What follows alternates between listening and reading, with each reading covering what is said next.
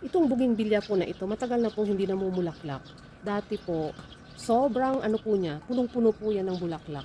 Napansin ko, tumagos na pala yung kanyang ugat. Ayan po yung kanyang malaking masyado na ugat. Ayan. Pinutol po namin yan nung isang linggo. Ayan po. Ang laki ng ugat niya. Kaya pala hindi siya namumulaklak.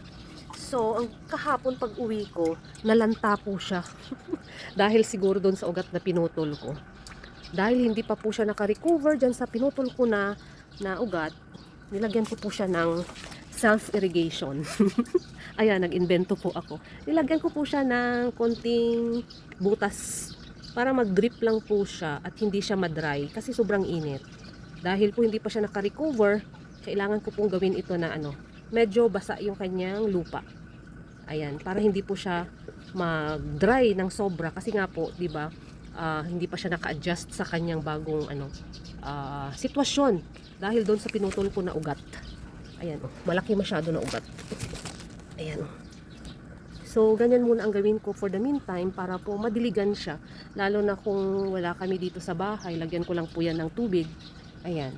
For the meantime lang po. Pag makarecover na siya, tatanggalin ko na yan.